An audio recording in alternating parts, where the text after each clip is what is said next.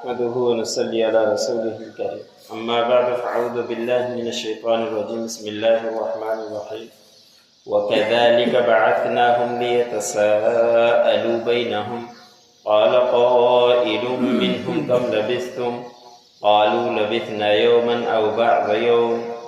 قالوا ربكم أعلم بما لبثتم فابعثوا أحدكم بورقكم هذه إلى المدينة فلينظر أيها أزكى طعاما فليأتكم برزق منه وليتلطف ولا يشعرن بكم أحدا إنهم إن يظهروا عليكم يرجموكم أو يعيدوكم في ملتهم ولن تفلحوا إذا أبدا۔ سورۃ الکہف کا درس چل رہا ہے۔ اسی صورت کے آیت نمبر 19 اور 20 تلاوت کی گئی۔ ان آیتوں کے اندر اسی کا جواب چل رہا ہے جو یہودیوں کے کہنے پر منافقین نے مشرکین نے آپ صلی اللہ علیہ وسلم سے سوال کیا تھا کہ پرانے ان لوگوں کا تذکرہ بیان کریں جو غار کے اندر چھپ گئے تھے، ان کا کیا واقعہ ہے۔ تو اللہ رب العزت نے پورا تفصیل کے ساتھ ان کے واقعے کے متعلق بیان فرمایا، جس کا گزشتہ آیتوں کے اندر تذکرہ گزرا کہ وہ بادشاہ سے چھپ کر جو بادشاہ ان کو شرک کی طرف لاتا تھا اور اپنے معبودوں کی طرف عبادت کرنے کا کہتا تھا، تو وہ نوجوان وہاں سے نکل کر ایک غار کے اندر جا کے چھپ گئے تھے۔ اس غار کے اندر چھپنے کے ساتھ کتا بھی باہر بیٹھا تھا، ان کے ساتھ وہ چلا تھا، وہ بھی باہر ہی بیٹھا ہوا تھا۔ اور اسی طرح اللہ رب العزت نے کل کی آیتوں میں گزشتہ رات کو آیت کے بارے میں بیان فرمایا کہ ان کے پاس سورج آتا تھا غار کی طرف، لیکن سورج اس سے کٹ جاتا تھا، سورج کی تپش ان کے پاس نہیں جاتی تھی اور نہ ہی شام کی روشنی ان کے پاس جاتی تھی۔ اس کے اندر بھی اللہ رب العزت کی حکمتیں تھیں کہ ان کا جسم سڑے نہیں اور خراب نہ ہو۔ آج کے آیت میں اللہ رب العزت نے فرمایا کہ ہم نے ان کو جگایا اور جگانے کے بعد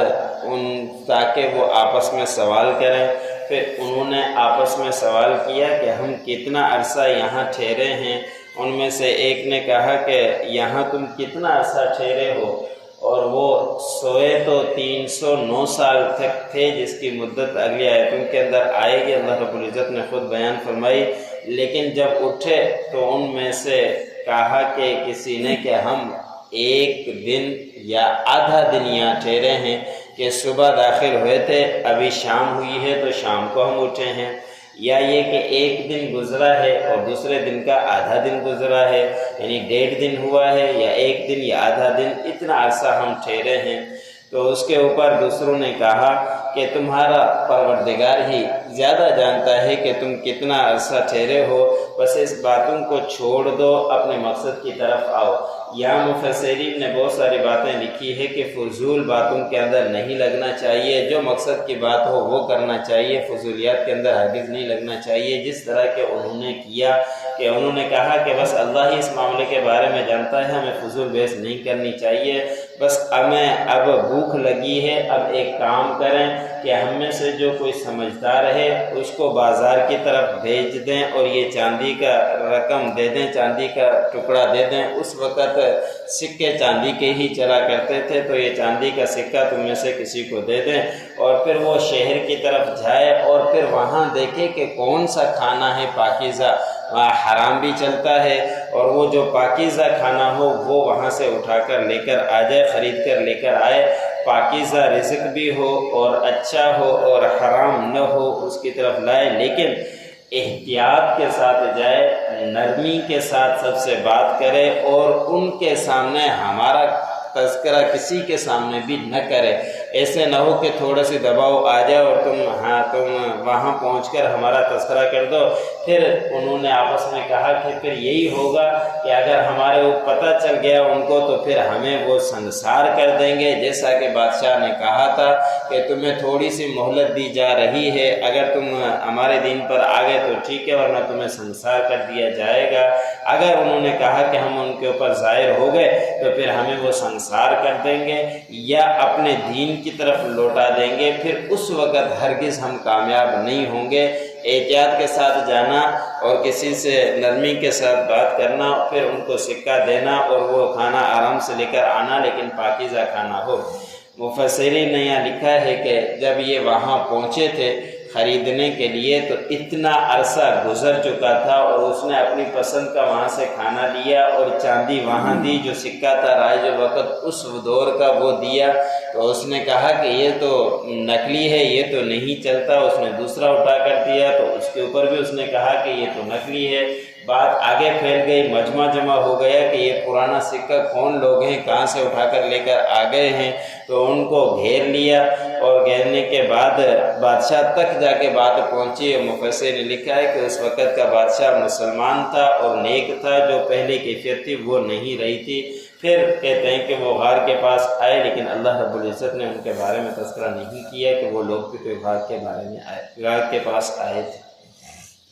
وَكَذَلِكَ بَعَثْنَاهُمْ لِيَتَسَاءَلُوا بَيْنَهُمْ، اسی طرح ہم نے ان کو اٹھایا تاکہ وہ سوال کریں آپس میں۔ قَالَ قَائِلٌ مِّنْهُمْ كَمْ لَبِثْتُمْ، کہا ان میں سے ایک کہنے والے نے کہ تم کتنا عرصہ ٹھہرے۔ قَالُوا لَبِثْنَا يَوْمًا أَوْ بَعْضَ يَوْمٍ، انہوں نے کہا کہ ہم ٹھہرے ہیں ایک دن یا دن کا بعض حصہ۔ قَالُوا رَبُّكُمْ عَالَمُ بِمَا لَبِثْتُمْ، انہوں نے کہا کہ تمہارا پروردگار زیادہ جانتا ہے کہ تم کتنا عرصہ ٹھہرے۔ فَابْعَثُوا أَحَدَكُمْ بِوَارِقِكُمْ هَٰذِهِ إِلَى الْمَدِينَةِ، بس چاہیے کہ تم میں سے کوئی ایک جائے اور یہ سکہ لے جائے شہر کی طرف۔ فَلْيَنظُرْ أَيُّهَا أَزْكَىٰ طَعَامًا، بس چاہیے کہ جو ان میں سے پاکیزہ کھانا ہو وہ لے۔ فَلْيَأْتِكُمْ بِرِزْقٍ مِّنْهُ، بس وہ چاہیے کہ وہ پاکیزہ کھانا رزق اس سے لے کر آ جائے، اس سکے سے،